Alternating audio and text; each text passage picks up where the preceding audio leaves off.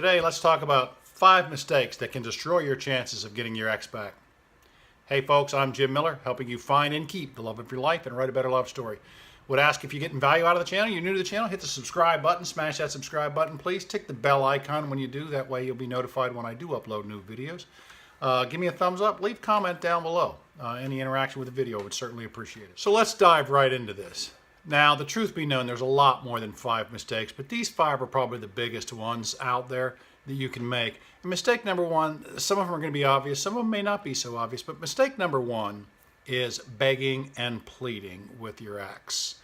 Begging and pleading to make it better, to take you back. Along with that is promising to change, apologizing for everything that possibly went wrong in the relationship, taking the blame for everything that went wrong.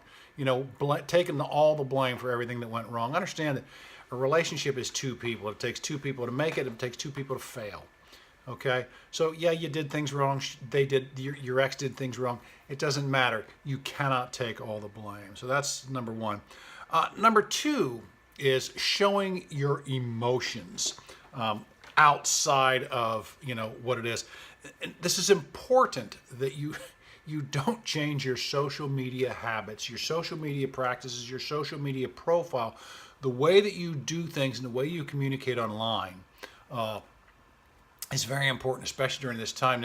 We talk about cyber stalking our ex, and yeah, come on, you're doing it. I've done it. We've all done it. Well, maybe you haven't. I know I have. But your ex is probably looking at your social media stuff too. And if you're posting, pictures of storms and all the storms that you had to go through to life and all this sad and depressing crap like that, you're showing your emotions. Don't do that. Just use your social media the way that you normally do. I mean, if you post pictures of cat videos, I've talked about this before, post pictures of cat videos, just not cats getting broken up with, okay? So post happy cat videos. However you use it, continue to use it the same way. Now, if you're kind of a morose person on there anyway, that's not to be said about that. But, I mean, post the stuff that you would normally post. Don't post about the relationship. Don't talk about it. Don't talk about how depressed you are and show those emotions. Do not do that.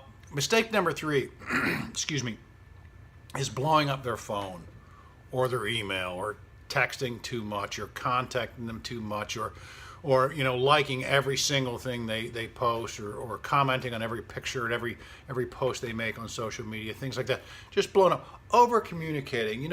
Realistically, if you're broken up, you should probably be looking into a no contact period here.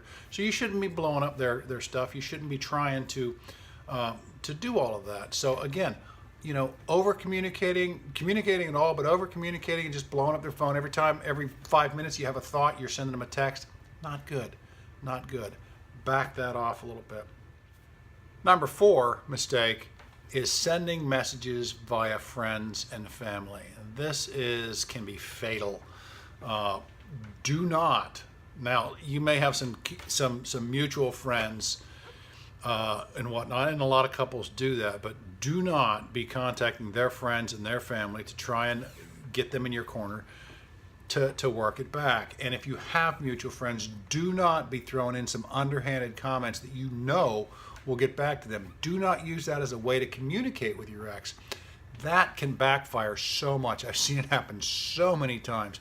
You maybe throw out a little tidbit that maybe will make your ex jealous. You just kind of heave something out there, knowing full good and well that somebody's going to go back and tell them. So do not try and communicate via friends and family at all. Again, if you have mutual friends, enjoy them. Spend time with them, but don't be talking about the relationship or that stuff that went on between you and your ex. That's private. That's private and belongs there. And do not employ their friends and family to try and talk some sense into them or whatnot like that. And mistake number 5, and this is kind of an odd one, and sometimes people don't really understand this, but mistake number 5 is being too available or being their friend.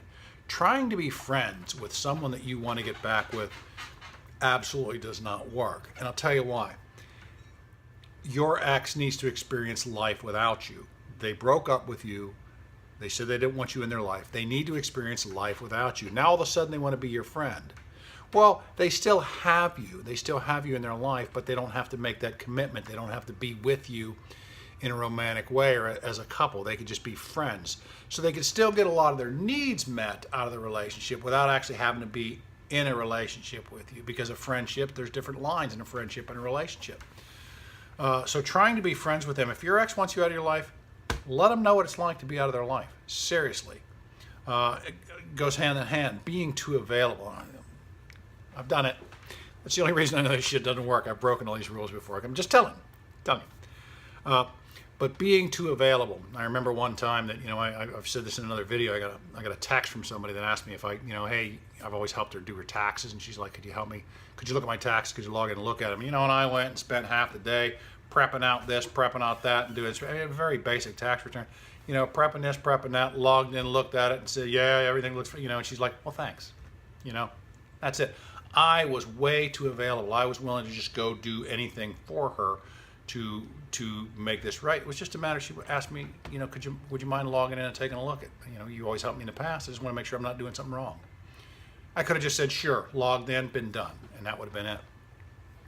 So those are the 5 mistakes. Those are 5 big mistakes that can destroy your chances of getting back together with your exes. It's begging and pleading, number 1. Showing your emotions, number 2. Blowing up their phone, email, whatever, number 3. Sending messages, underhanded messages via friends and family, or recruiting friends and family, and trying to be friends with them.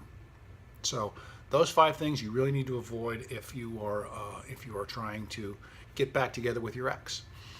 So anyway, folks, that's what I have. Check the description down below. I do have a couple of free ebooks down there that I'd love for you to pick up. You can take a look at 7 simple ways to get your ex back, and desire principles. That one's kind of more for women when men start to pull away. Also, leave a comment down below. If there's something you want to know, something you want to talk about, leave a comment down below. If you do have a relationship question, you don't want to post it in a public forum, please, my email address is also in the description down below, so check that out. Anyway, folks, I am Jim Miller, helping you find and keep the love of your life and write a better love story. Have a good night.